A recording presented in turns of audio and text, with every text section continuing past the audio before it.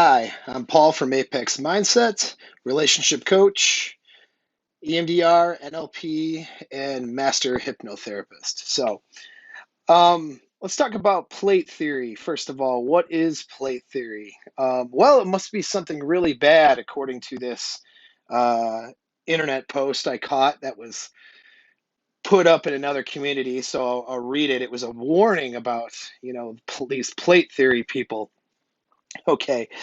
So the post went something like, I want to do it my best Becky voice. I just imagine whoever posted this is named Becky and she sounds like a Becky. Um, you know, Ladies, I just saw a dude reading The Rational Male on my flight. Anyway, I can't do the whole thing like that. So, so she writes that right there out in the open, wasn't even hiding it. It's essentially a book dedicated to plate theory. I'm shocked. And it isn't even in America. Firstly, I didn't know that this was considered literature. I thought plate theory was a bunch of online neck-bearded nice guy rambles. I didn't think someone would take months or even over a year to write such a book. I didn't know that the editor in their right mind would accept such garbage. Secondly, the dude was in his to late 20s, fairly decent looking, well groomed, dressed, above average looking guy, not a hint of incel or uh, TRP, the red pill, in appearance. He was also traveling with a woman. That's the scary part. They, they were a bit too friendly to be cousins or coworkers. They weren't touching or kissing, so technically they could have been friends.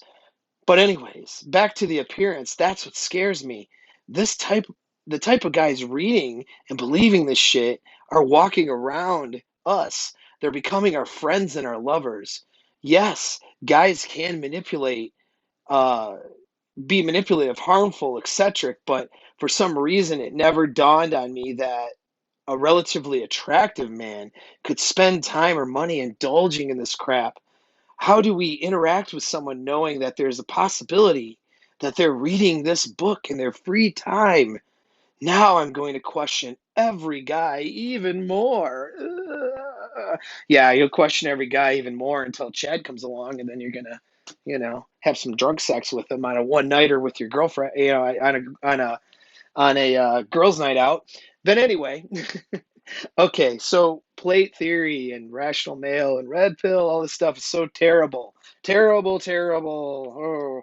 Okay, let's read it from the source. Okay, I'm going to link the rational male blog, plate theory. I first heard about it anyway I always understood the concept, before that, but it was illustrated in this analogy for me from the rational male book, which is the book she's referencing that's so terrible.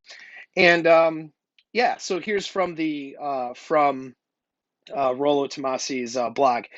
A man needs to have a lot of simultaneous prospects spinning together. Think of each plate as a separate woman spinning you are pursuing. Some fall off and break. Others you may wish to stop spinning altogether, and some may not spin as fast as you'd like. But the essence of plate theory is that a man is as confident and valuable as his options. This is the essence of the abundance mindset. Confidence is derived from options. Okay, so what play theory really is talking about having options, okay, and dating different people and not just giving your commitment away. Gee, that sounds really fucking terrible, doesn't it? What's funny about this, though, is that this is what girls do. Okay, so this is what women do. And they're going to say, some will say, no, I don't do that. But no, this is what they do. They'll be talking to you, texting another guy from a dating app, because they're just going to go out with him later on that night. Has her friend that wants to bang her that she hangs out with that she knows wants to bang her, but she's just friends with him. She's going on dates, and I'm not faulting a woman for doing any of those things. When she's single, what she's doing is she is figuring her options out before she makes a choice to be in any sort of committed situation. That is what they're doing. My criticism, though, isn't on the act of doing that. Actually, that's not a bad idea. I'm just suggesting, and have been suggesting for a while, and that's what plate theory suggests, is that men do it too. Okay?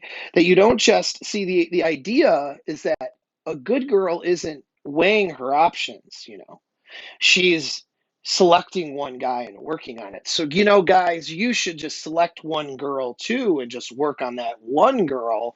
And if that doesn't work out, then you find another one girl to work on. That is just promoting a gynocentric myth, an idea. We're trying to make guys get one-itis for women and follow just one woman around. But meanwhile, the woman just gets to pick and choose. And I went on a date with him and I went on a date with him. And but who cares? What's the big deal? Because I'm single and girl power. Okay, so that's fine, girl power, whatever, but don't then turn around and bitch because guys do the same fucking thing, right? And actually, guys should do the same thing. That is what women are doing. They're not just isolating one option. Sometimes they do if you caught her in like a lull, or if you caught her at an opportunity where she's not talking to or spinning other plates, as we'll call it. Okay, but women spin plates.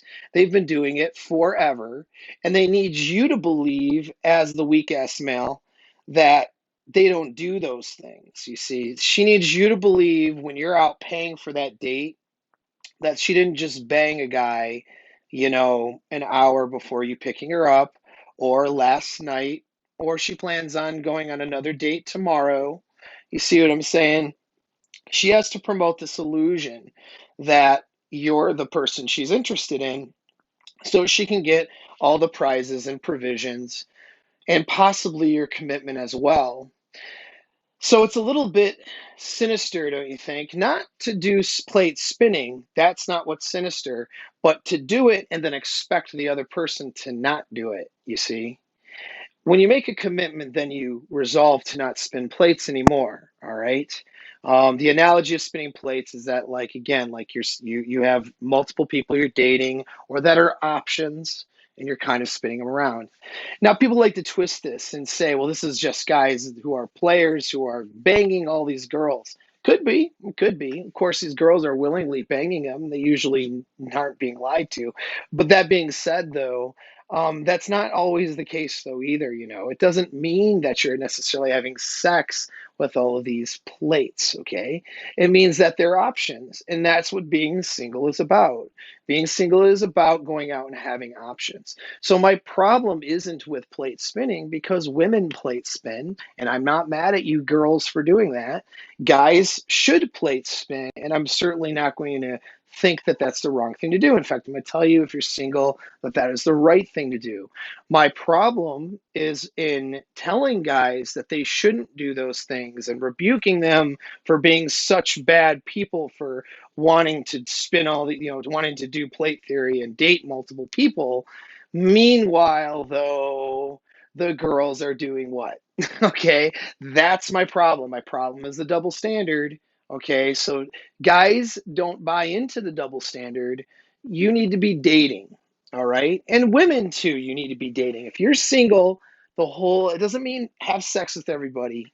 That means get to know people, get to meet people, go out and see what your options are, get to know certain people. As males, you need to date so you can learn how to interact with women, okay? So that when you are in a long-term relationship, you can interact, if that's what you want anyway, you can interact with that person, you know what I mean? And communicate with her and have a healthy relationship. And you learn how to do that through dating.